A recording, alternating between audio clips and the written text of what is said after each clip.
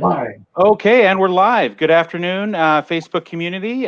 Thank you for following us here at Desert Sands Educational Foundation.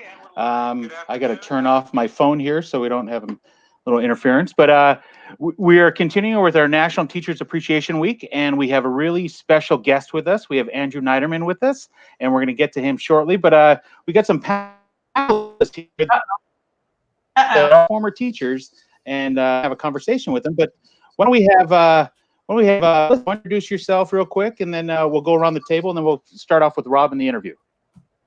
So you want me to you could have to say who's introducing themselves? Yeah, you keep going in and out. Sorry. Yeah. I'm sorry, Melissa. Oh, is it going in and out? I wonder if we should. Yeah, you are. If I hit end.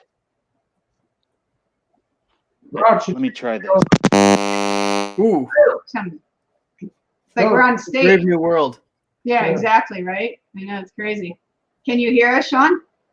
No. you guys got to sing on it. We Okay. can't hear you, though. I'll very briefly introduce myself, and then we can switch the attention to where it really should be, which is to you. So I'm Rob Bowman. I'm an English teacher in Desert Sands District. I have taught at 2 schools in Desert Sands. I was at La Quinta High School for 3 years, and I just finished my 2nd year at Indio High School. So an excellent school district, excellent teachers, excellent students. It's a wonderful place to be, and we're really lucky in the Coachella Valley because everyone wants to be in the Coachella Valley, and we're fortunate to have amazing people who live here, including our guest today. So maybe tell us a little bit about who you are and why we're talking today. Well, I'm Melissa Neiderman, and I am a former teacher, 21 years. I taught at Washington, and then we turned it into Washington Charter School. I taught at Palm Valley School, and I also taught in the Santa Barbara area, Goleta, at Mountain View. That was also a private school. So I did all of my teaching at those 3 schools. And I'm originally from New York. My parents moved here first, and my dad got me into College of the Desert so that I could get all the credits that I needed to teach, get the teaching credential here in California. So that was 1989. And here I am now. Been retired from teaching since 2011. And now I'm mostly in philanthropy. Very cool. And she was one of my students. Yes. Back in New York, where my dad taught for many years also.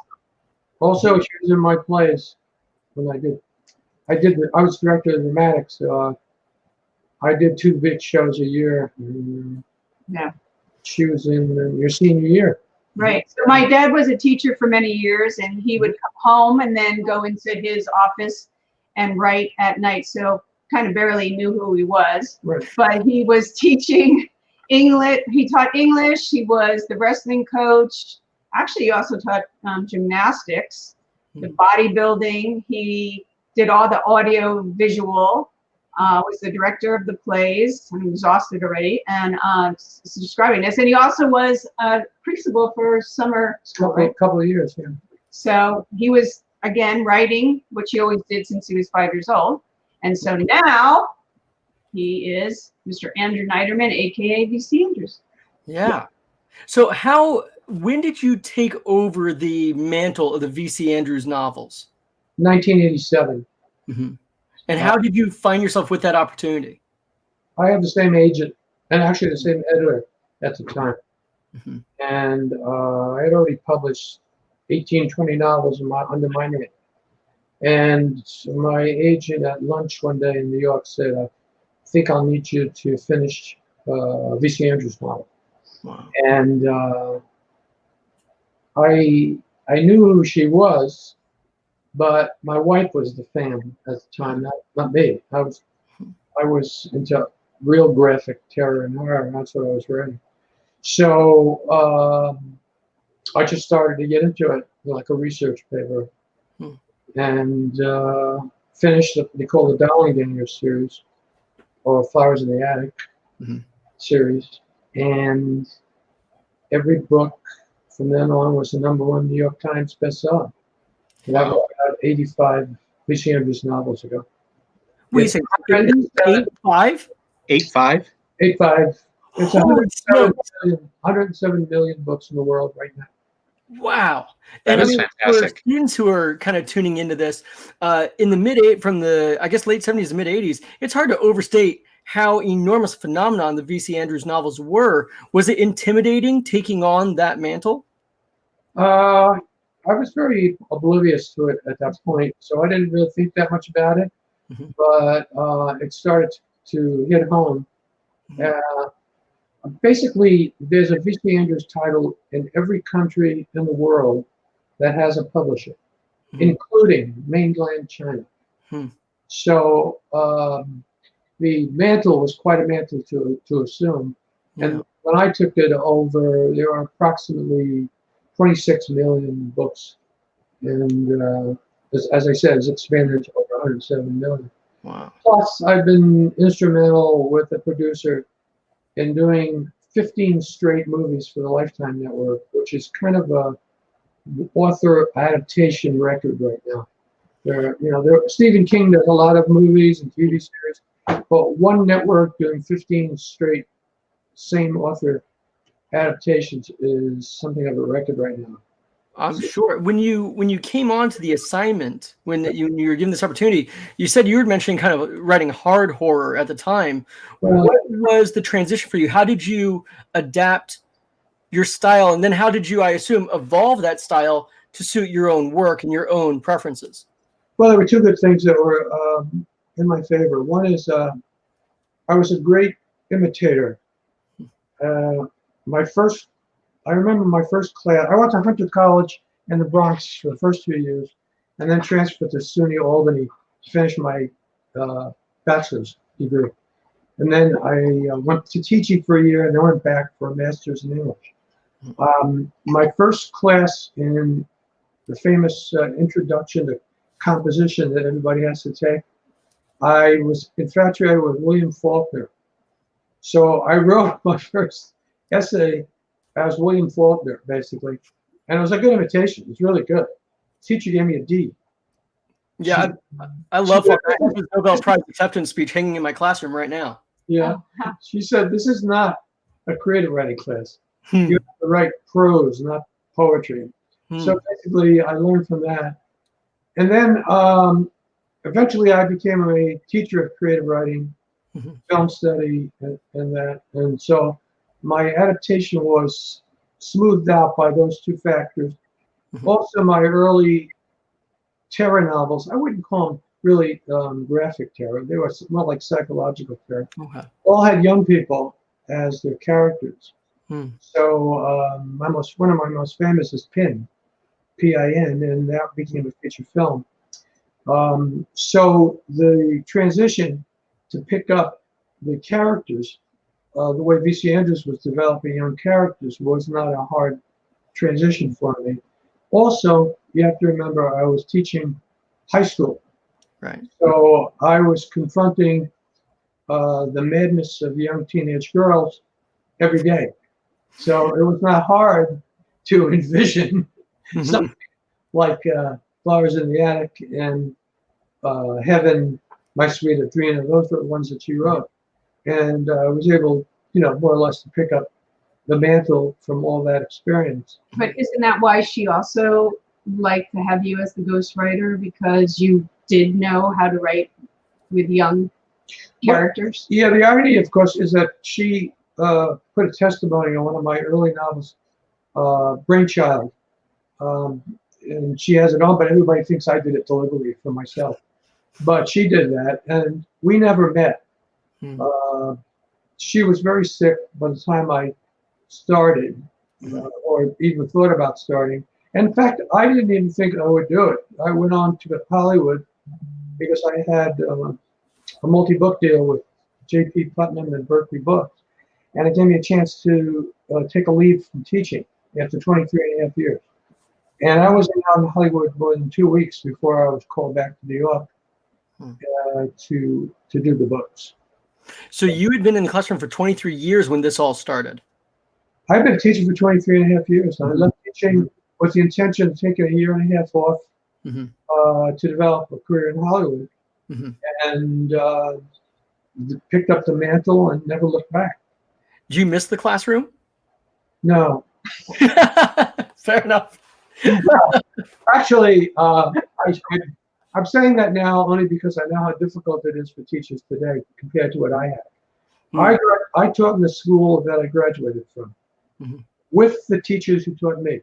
They were my fellow teachers when I came out of college.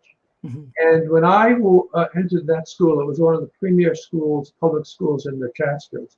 80% of the students went to four-year colleges. 80%.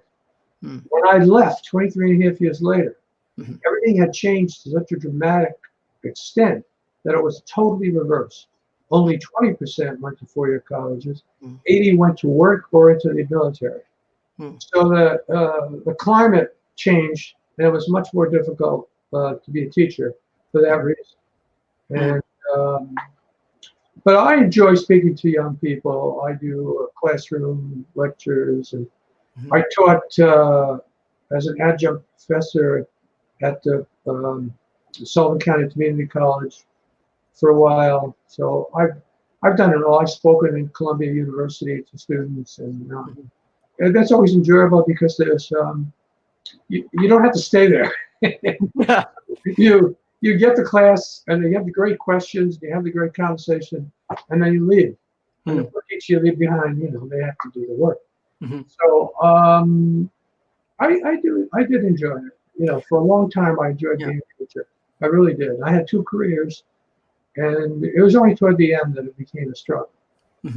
Right. You have to realize he was teaching, and then he ended up writing under his name and BC Andrews at the same time. Yeah. Yeah. I seem to recall you write at two different desks depending on what you're writing. Is that right? I used to, yeah. I used to have two computers, and I would write my books on one, and turn the chair and continue as BC Andrews, because it's a whole different point of view, different character, different style. Everything was different. And that was part of my job, was to research it, basically like a term paper, and learn her style, her characters, and carry it on so that nobody really knew for, a good many years. Yeah. And what exposed it finally was a lawsuit when the family sued the IRS. And I was a chief witness in the case. And the Washington Post picked it up, and it began to develop from there. But now it's just such a well-known fact. There's no problem. You made mention of the idea of it's like a research paper almost, and with 80 odd books into it, how do you keep things straight? Do you have a note-taking system? Do you have bulletin boards? How do you keep track of all the things you've written in this line? Basically, I don't know if I need to, because I never write the same thing. So every series has its own pitch line. So, for example, Celeste is about a mother who has twins, a boy and a girl, and when the little boy, she lives on a farm, and she's all kind of a holistic healer, and when she teaches them at home, and when the little boy dies in an accident, she buries him in her daughter's clothes and raises the daughter as a boy. And that became a pretty big series. Celeste was the first book. So you see, that was the pitch line, and basically that's how it went. I could do that with every one of the series. Have has a thrust, and from there the characters develop. And you don't really go back and look at earlier novels. Only I just don't like to repeat things that we've already done. So although when you first started BC Andrew Books, the series were many books, right? 5. So that you had to always make sure you would look back and continue that. Nowadays, you don't have 5 books in a series. No, the most we have now is 3. For example, the series that's out right now is built out of Flowers in the Attic. It's about the grandmother of the kids who are in the attic. Not actually the grandmother. It's the mother of their. Yeah, it's a grandmother. What happens is there's just some references to her in Flowers in the Attic, but there are enough references that I could build. Everybody wanted to know what her story was, because she deserted Foxwood Hall when her son was only 5 years old and ran off. And so everybody wants to know what's that story about. So I wrote Beneath the Attic, which is still out in trade format, and Out of the Attic, which is currently the one that's being sold. Both are being sold. And the new one coming out in June is called Shadows of Foxworth. And it's our whole story, everything that happened and how it relates to Flowers in the Attic. So do you outline, or do you more kind of seat of the pants, as Lawrence Block put it?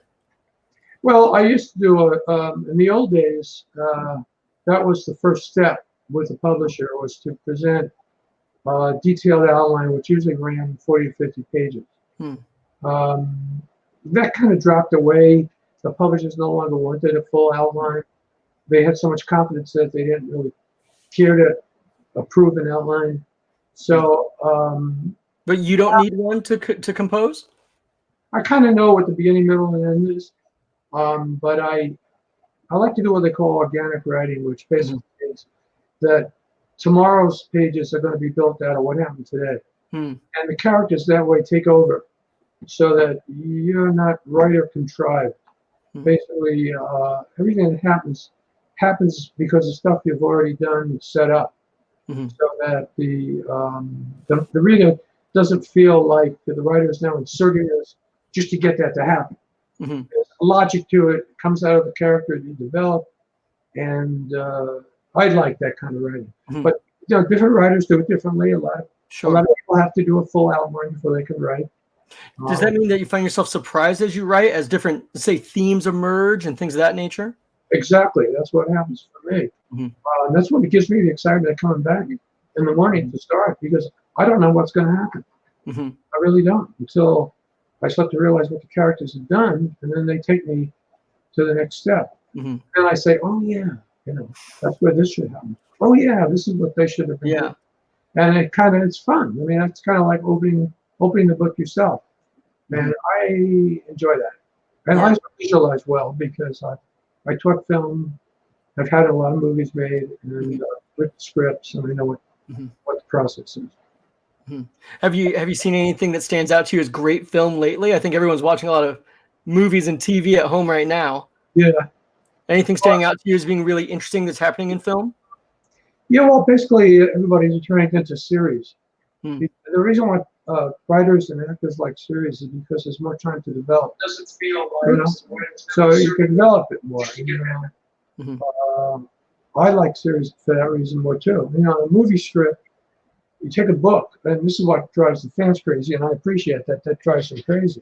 We have to produce a movie of a 80,000 word novel that can be viewed in about an hour and 10 minutes or 8 minutes, because it's commercial. So you have to do a lot in terms of abbreviation. And when you do a series, you have that much more scope to work out. We don't work with it. So there are some really good series out. I just finished watching the Israeli series Fauda, Fauda, and it's full of tension every minute of the way. There's no, it just glues you to the screen. So I love that. I love novels that have been developed into series. I'm curious, because you coached wrestling, and I can't help but think of John Irving was a wrestling coach.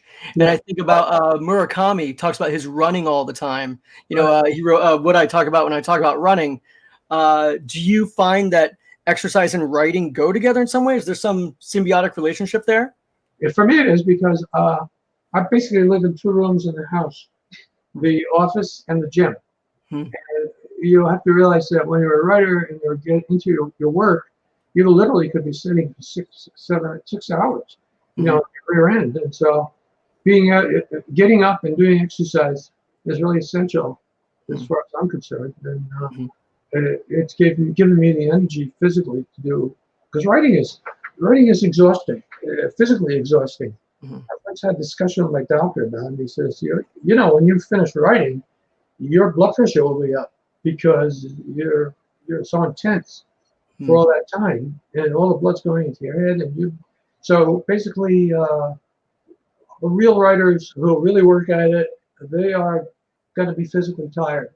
And if they would go then to exercise is opening another door, and they'll find that they'll be a lot better. Mm-hmm.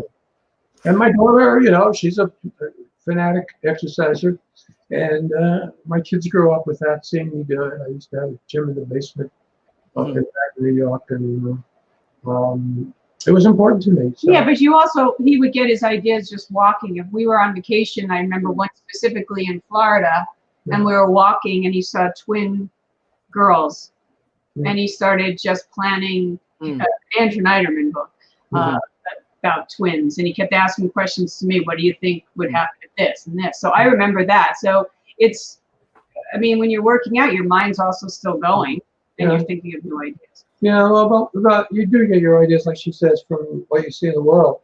I remember once my wife and I were in LA, and somebody crossed the street, and I said to her, "Was that a man or a woman?" Or she asked me, and I thought about it for a minute, and I said, "Why can't it be both?" And then I wrote the novel The Need about androgyny, a whole world of kind of terror characters who are women who metamorphose into men. And then go out. So when you came from that guy, girl crossing the street. What if question? That's when you encounter a new idea, when a new idea occurs to you in whichever way, how do you know if it's a V.C. Andrews book or an Andrew Neiderman book? Oh, that's clear. V.C. Andrews stories have a basic premise that they're always going to be about, and there's also a challenge with family and dysfunctional things that happen, and young women who are usually challenged. They don't always have to be teenagers. So I've written, like Willow is about a college-age young lady who finds out that her father he's a psychiatrist who runs a clinic, and she finds out that her father had an affair with one of his patients, and she's the child of that. And so the pursuit of her mother, finding out where she is and all that, led to a 5-book series.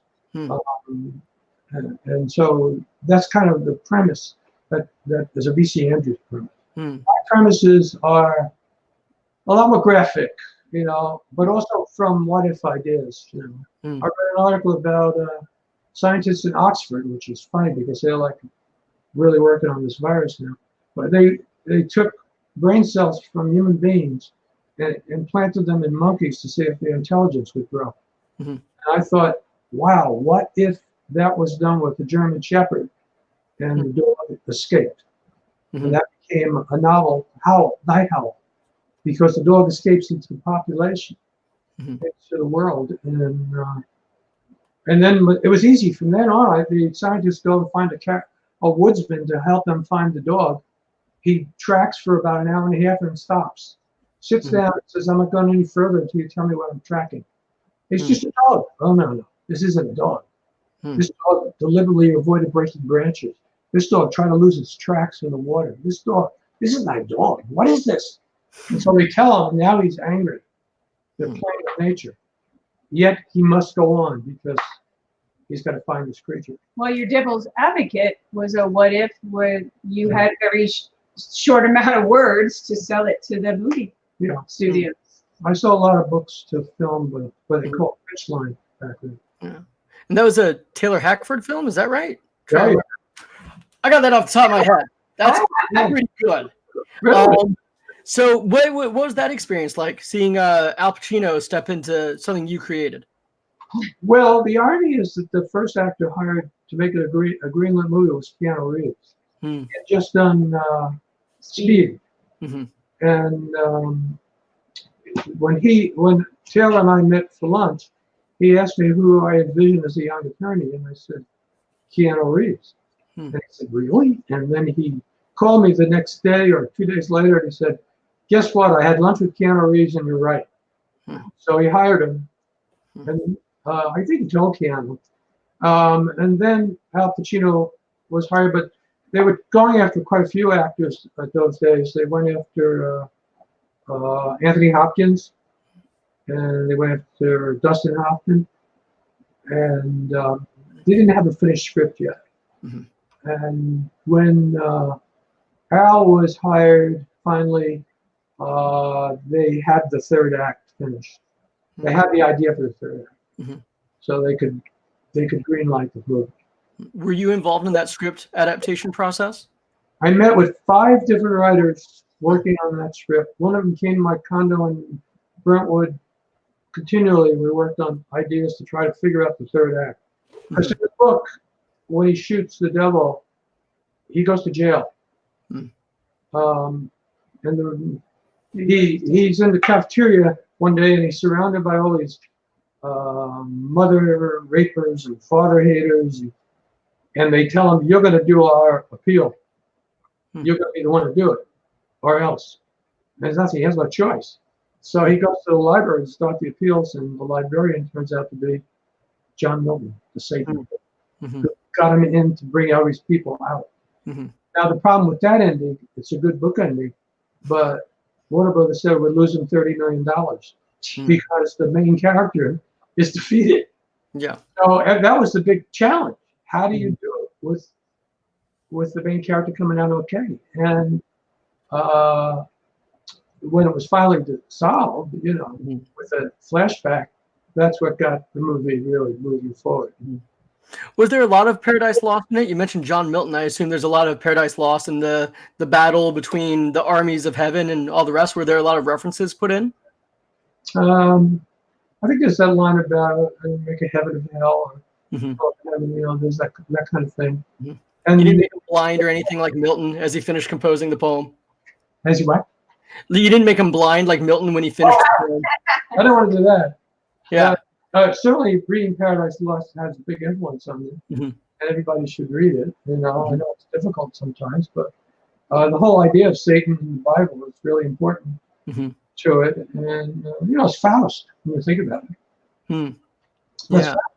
So everybody's, there's only basically 3 plots, 3 plot lines that you can do. It's either man against man, man against himself, or man against nature. And everything will stem from those 3, some way or another. And the battle of good and evil is in most everything. It's just that putting Satan in the form of a lawyer was a lot of fun. I'm sure no attorneys took offense or anything. I'm sure it was fine. I'm sure everyone understood.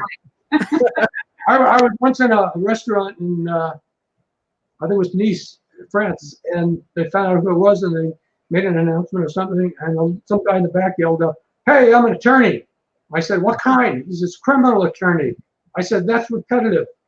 Gosh. And that was a big, huge laugh, of course. I'm sure. So for students who have interest in being writers, I'm wondering, what are routines you think people should start having? Or what's the first thing you would tell a high school student who has interest in writing? Reading. If you're not a reader, you're not going to be a writer. There's no way. The reading is going to be, it's like any other thing that requires concentration and focus. For me, it's like when I read a good book, a really good style and writer, it's like a runner who is running against somebody, and that person he's running against is good. And so you've got to be faster and better, and you're always looking at this person. So basically, you've got to be inspired, and inspiration will only come from reading. What do you think is your ratio from reading to writing? How many pages are you reading for every page you're writing? Oh, nowadays I'm doing a lot more writing than reading. So I'm trying to do quite a few things. So in the old days, I would read quite a bit. As a teacher too, I had to read quite a bit. So I have a good background because I had a master's in English. Do you hold yourself to a page count every day, or how do you know when you sit down to write, how are you making yourself sit in the chair, and when are you letting yourself get up? You as I said, you go with the characters, and then you reach a certain point where you got to take a break and give it some. You don't want to think. You don't want to write too fast. On the other hand, you don't want to write a page a day, and then it'll be finished. So I think the important thing is you get to learn it. There's a measure that you have where, if you're writing too fast, you're just going to write a bad book. So and by the way, I begin every day by rewriting. Writing is rewriting. That's what writing is. So, for example, today I rewrote the first 20 pages before I wrote another 10. Does rewriting mean you're going through and you're doing kind of line revisions, or do you sit down and retype the pages? What's your process of revision look like? Well, I actually go in and realize that I should have been visualizing here instead of telling. Or the character's dialogue should be a little longer. There should be more said. And this gave me an opportunity. I realized that I missed before to describe this. And then, after a while, you get to, you realize that, a character goes into a new place. You're looking at through the character's eyes. You just don't want to say, he entered a forest. You don't just walk into something. You see it, you smell it, you hear it, and you have to have those things going. Do you prefer first person or third person then? When you're talking about those kinds of sensory details, that seems like very first person narrator kinds of choices. V.C. Andrews, except for one book, there's about 85, as I said, different type, is all first person. And I've written books in third person. I can think a lot of them were. When I look at them now, I think they're mostly third person. Do you find that writing first person is more comfortable, or is it? What's the advantages presented with that? In my case, I have to take on a point of view of a young female. So I got to get first person because it just. Don't ask me how I do it. It's kind of like they say in Shakespeare in Love. It's a myth. I have, yeah. I don't even know myself how it happens, but I know that for years nobody knew a man was writing the books. And in fact, when it first came out, the V.C. Andrews was created that way because no women were writing what they call in quotes terror at that time. They didn't think a woman would be accepted, even though Frankenstein was written by a woman. Sure. But that, compared to the terror novels of the 70s, 80s, and 90s, Frankenstein was quite G-rated. Well, it occurs to me, you talked about your love of Faulkner early on, and a lot of people credit him as kind of a Southern Gothic writer. I feel like a lot of V.C. Andrews is coming from that Southern Gothic tradition, the kind of Flannery O'Connor thing. Were those things in your mind as you did all this? Well, it might have been. I mean, probably subtly they were, but I didn't consciously think of it. Yeah, like Sanctuary by Faulkner comes to mind. Light in August comes to mind as having really similar themes. Yeah. Well, I'll tell you, when I think of Gone with the Wind, I often think, in a way, it's a V.C. Andrews book. Scarlett O'Hara is the ultimate V.C. Andrews character. And, capturing the Southern feel is so much there. So that's great. And then the movies that we're doing now, based on the first book is Ruby. We have that movie made, but we have to do the other fourth. That's the Cajun Creole world. And as Melissa just said, I get into that when I went to New Orleans with my agent, just for a vacation. Do you find yourself going to locations and taking notes, or how do you? I happen to be born and raised in New Orleans. I only have a child's memory of it, but it's more sense memory than anything. I don't feel like I could write a New Orleans book. How do you how do you get immersed enough in the vibe of the South that you can then write that book from Southern California? Well, my wife and I literally went into the Cajun world. We hired a swamp guide. And we went into the swamps and learned a lot about it.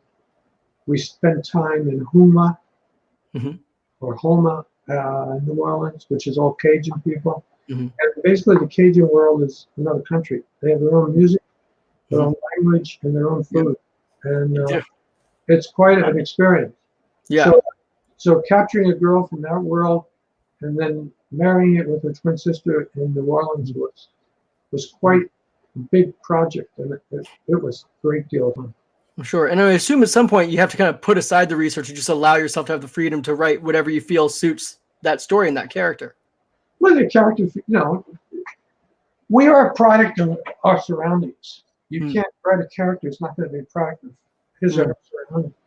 So you want to bring those surroundings into it. They're really important. The love affairs that occur, the challenges, the conflicts, they all come out of that world and make sense in that world.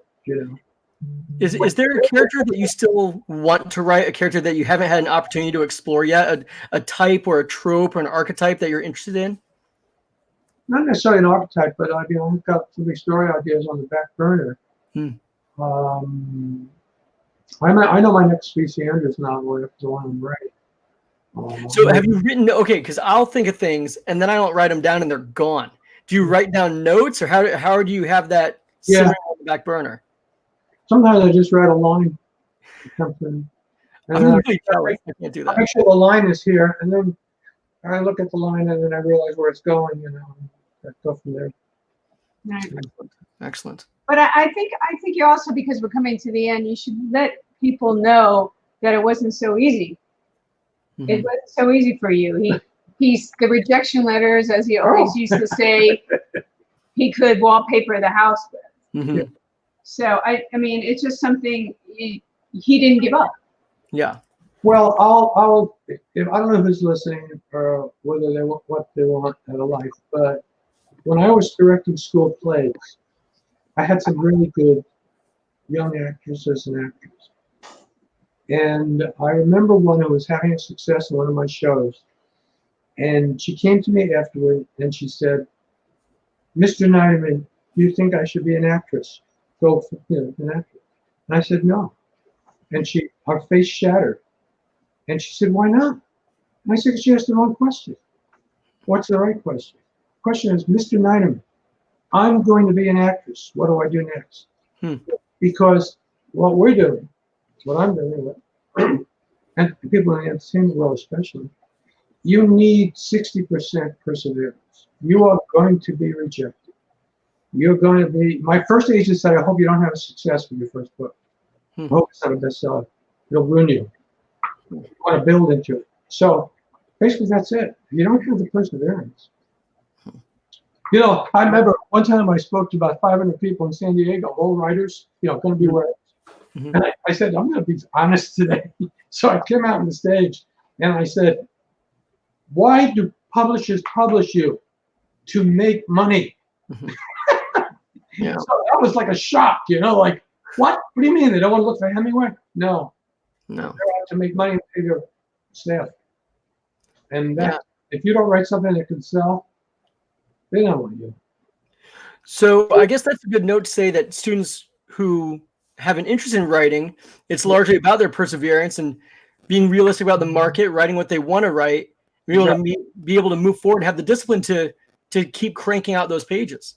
It's a very slim line, because you don't want to write for the market, yet you don't want to write without it in mind.